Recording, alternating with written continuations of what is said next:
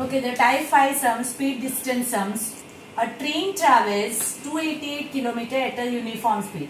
If the speed increased by this, it would have taken 1 hour less. ठीक है, always ऐसे ही type के सम होंगे, जैसे एरोप्लेन होगा, ट्रेन होगा या कुछ भी दूसरा होगा जिसमें डिस्टेंस दिया हो, स्पीड इंक्रीज और डिक्रीज दी होगी और कितना डिफरेंस होगा उन दोनों के बीच में वो दिया होगा. ठीक है, तो कैसे करना है, सबसे पहले स्पीड ओरिजिनल और न्यू यहाँ से ही ऑलवेज स्टार्ट करना है ये सम को, बिकॉज यहाँ पे ओरिजिनल स्पीड हमें खुद से एज्यूम करनी है. Suppose original speed is x kilometre per hour.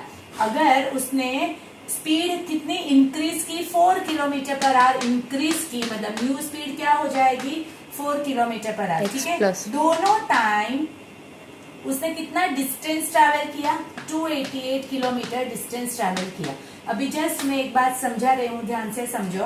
Suppose वो नॉर्मल x स्पीड से जा रहा है, तब वो 12 PM को पहुंचा, मतलब वो ट्रेन 12 PM को डेस्टिनेशन पे पहुंची. बट अगर उसने उसकी स्पीड इंक्रीज की, अगर स्पीड इंक्रीज की, बिकॉज ऑफ दैट वो 12 बजे की जगह पे कब पहुंचा, 11 बजे पहुंचा. राइट, तो अगर वो 12 बजे की जगह पे 11 बजे पहुंचा, उसका मतलब यहाँ पे 12 o'clock लिख दो भाई, तो उसका मतलब उसमें कितना डिफरेंस हुआ, टाइम में कितना डिफरेंस हुआ, 12 - 11, 1 आवर का डिफरेंस हुआ.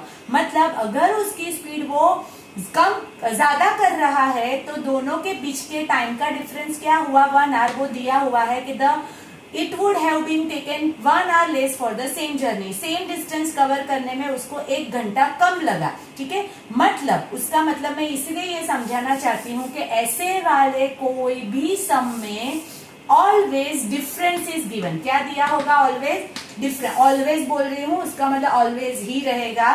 जब भी ट्रेन वाले सम होंगे, या तो वो 1 आवर ज्यादा लेगा और या तो वो 1 आवर कम लेगा. राइट, मतलब क्या, उसने उसकी स्पीड इंक्रीज की तो उसने 11 बजे पहुंचा, और अगर उसने उसकी स्पीड डिक्रीज की होती तो 12 की जगह पे सपोज 1 o'clock पहुंचा. ठीक है, बट टाइम डिफरेंस ऑलवेज क्या रहेगा, 1.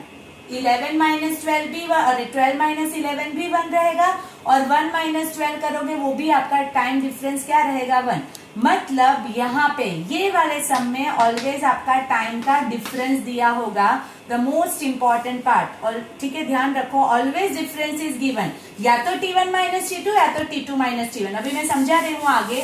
चलो अभी टाइम को कंसीडर करो. Speed is equal to distance by time, तो टाइम क्या होगा, डिस्टेंस बाय स्पीड. तो यहाँ पे टाइम T1 होगा डिस्टेंस बाय स्पीड, और यहाँ पे टाइम T2 होगा डिस्टेंस बाय x + 4. क्लियर. चलो, मतलब मैंने जैसे बोला यहाँ पे ऑलवेज डिफरेंस कंसीडर होगा, या तो T1 - T2 आएगा 1, या तो T2 में. कंसेप्ट यहाँ से आप directly equation easily you can write, but मुझे इसको बहुत सारे सम में यूज करना है, तो प्लीज कंसेप्चुअली समझ लो. ऑलवेज डिफरेंस होगा. क्लियर. फर्स्ट थिंग, किसका डिफरेंस होगा वो भी देख लो. देखो, वी हैव डिनोमिनेटर यहाँ पे ज्यादा है इससे. ठीक है, अगर हमारे पास दो नंबर है 5 और 3, या तो नॉर्मल 2 और 3 ले लो, उसको अगर हम इनवर्स करें तो इट इज 1/3 एंड 1/2.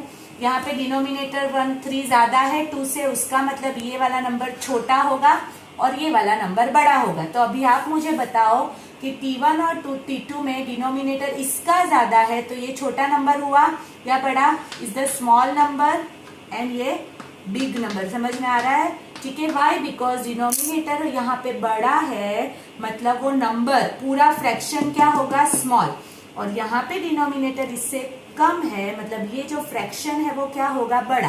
बिग में से ही स्मॉल को हम माइनस करते हैं, मतलब डिफरेंस किसका लेंगे हम, T1 - T2 लेंगे या T2 - T1 लेंगे, T1 - T2, और वो कितना दिया है, 1.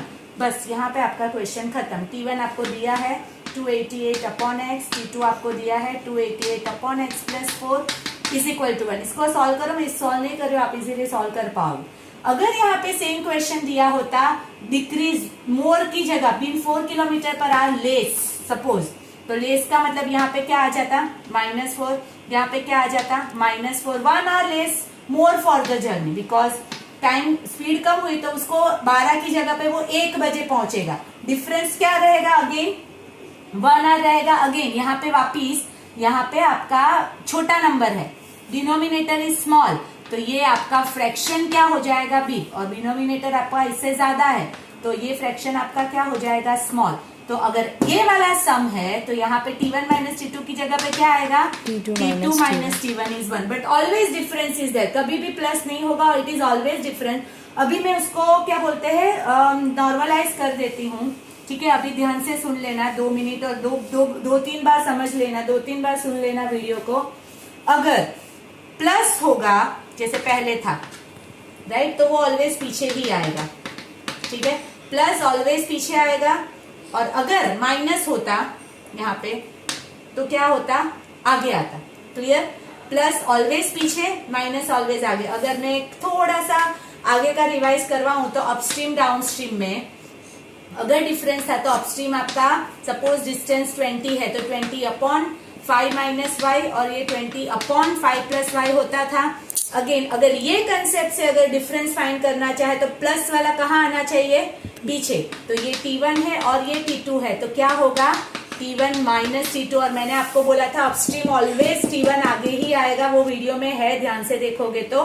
बस तो यही कंसेप्ट से सम्स करने हैं कि प्लस वाला जो टाइम है वो पीछे आएगा और जो माइनस वाला टाइम है वो आगे आएगा, ठीक है। उससे आप करोगे तो कोई भी सम में प्रॉब्लम नहीं होगा। ये जो सम है उसके बेस पे बहुत सारे सम है, जैसे मैं एक क्वेश्चन पढ़ लेती हूँ बिकॉज बहुत बड़ा सम है, तो just I can read that sum and you can understand. बहुत सारे सम है ऐसे वाले जिसको हम यूज करके पूरे को कंप्लीट करेंगे, ठीक है। मैं सर जस्ट एक सम को पढ़ के आपको समझा देती हूँ। जैसे सपोज क्वेश्चन है a person on a tour has 4200 for his expense।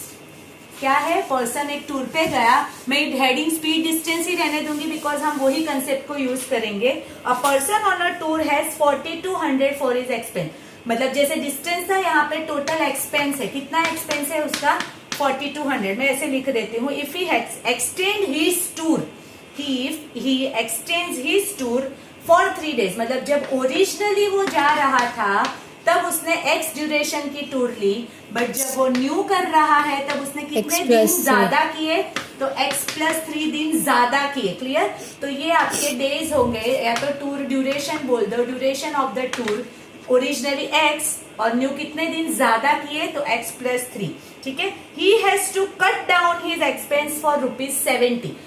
Expense तो टोटली 4200 ही था, बट उसका जो डिफरेंस है बिकॉज उसने 3 दिन ज्यादा टूर की तो उसको उसके एक्सपेंस कट करने होंगे, बिकॉज टोटल रुपीज तो उसके पास उतने ही रहेंगे, तो वो डिफरेंस आपको दिया है 70, ठीक है। क्या दिया है डिफरेंस को 70।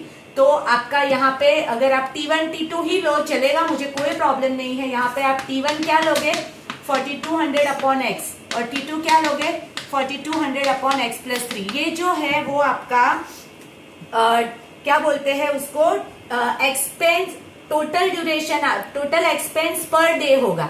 ये जो है वो टोटल एक्सपेंस पर डे दोनों में, ठीक है। तो वो दोनों का डिफरेंस कितना दिया है आपको 70। कौन माइनस कौन होगा, T1 माइनस T2 और T2 माइनस T1, प्लस वाला पीछे आएगा तो T1 माइनस T2 होगा, और कितना डिफरेंस दिया है 70। देखो ये सम ऐसे जो सम में करवा रहे हैं ना, it is not given in a text book, but बहुत सारे ऐसे सम है जो स्पीड डिस्टेंस से होंगे। मतलब आप अगर अभी नाउ ऑनवर्ड्स अगर आप कभी भी कंफ्यूज हो जाओ कि ये सम कैसे करना है, जैसे अपस्ट्रीम डाउनस्ट्रीम आ गया, सम वाले वो ज्योमेट्रिकल फिगर के सम आ गए, सब कुछ आ गया, और अगर नाउ ऑनवर्ड्स अगर आप कभी भी कंफ्यूज हो जाओ कि ये कौन सी मेथड से करना है सम, तो ऑलवेज ये वाली ही मेथड से करना होगा, original and new. Always original new लिखोगे ना तो आपका कंसेप्ट ऑलवेज इक्वेशन राइट ही आएगा, ठीक है। तो प्लीज जितने भी सम अभी दे रहे हो वो यही मेथड से होंगे, T1 माइनस T2 या तो T2 माइनस T1 से, ठीक है। तो प्लीज कंप्लीट करना। तो ये लास्ट ही टॉपिक था आपका, उसके बाद आई थिंक खत्म हो जाएगा। एक और सम मुझे समझाना बाकी रहेगा जो हमें एक्सप्लेन कर दूंगी, बीच में आपको नहीं आएगा वो, ठीक है। तो please complete this exercise type 5 sums.